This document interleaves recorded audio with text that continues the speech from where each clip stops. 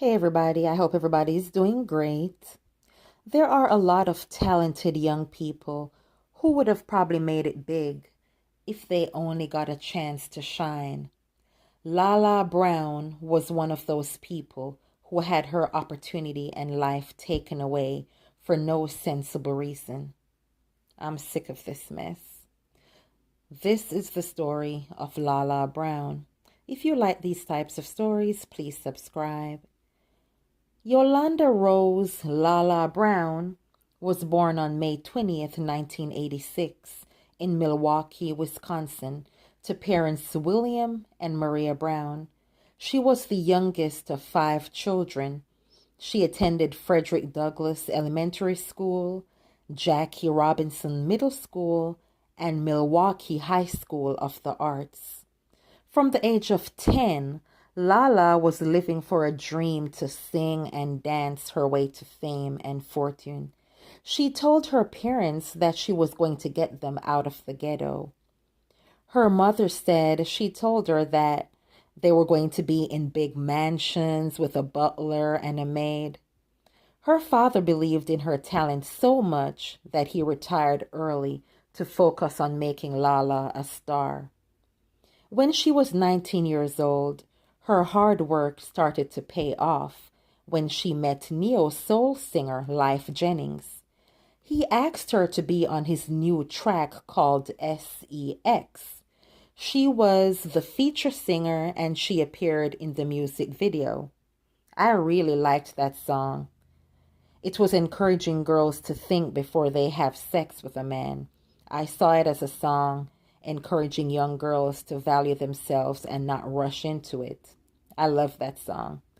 It was on his second studio album called The Phoenix. That song blew up the airwaves.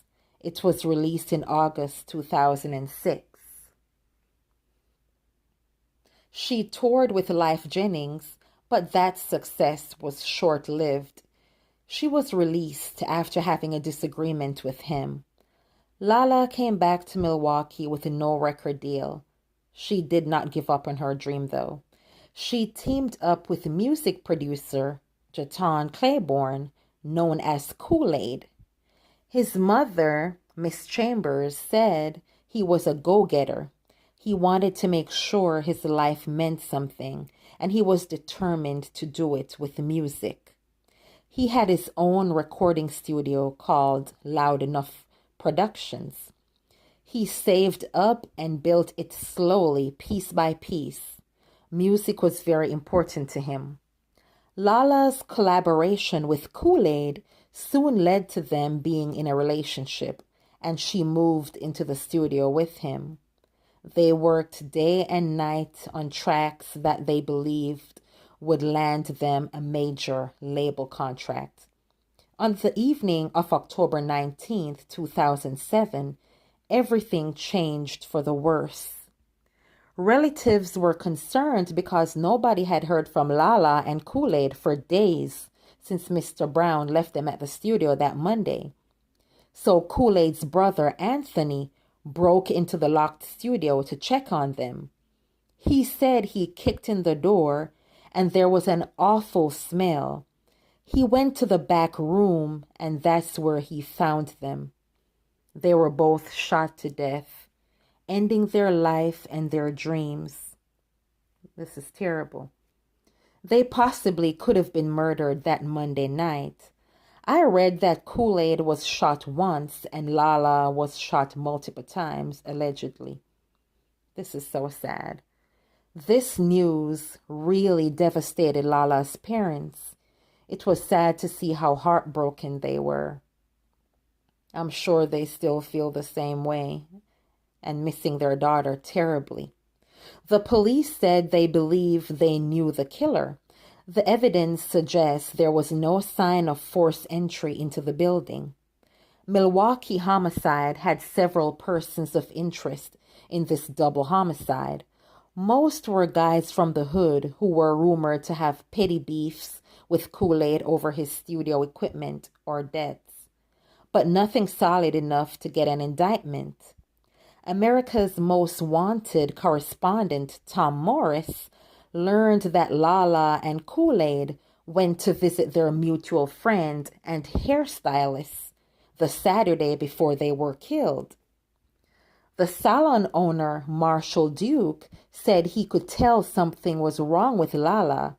He said she was getting threatening phone calls and people hanging up.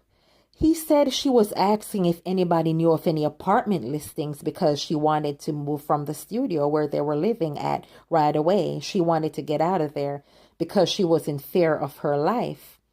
He said Lala said that 3 days before she died. Also, that Sunday before the murders, Kool-Aid Studio was robbed of an estimated $10,000 worth of studio equipment. The police didn't know if the burglary had anything to do with the murders. Her funeral was held on October 25th, 2007 at the Mason Temple Church of God in Christ in Milwaukee. Hundreds of people attended the service, including Life Jennings.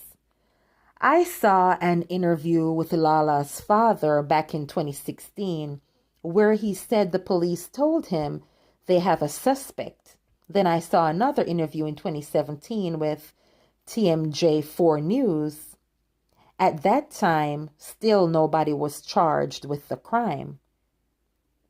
I haven't seen any recent updates about anyone being charged. As far as I can tell, this is still an unsolved crime. Lala Brown had a daughter who had to grow up without her mother. She deserves justice.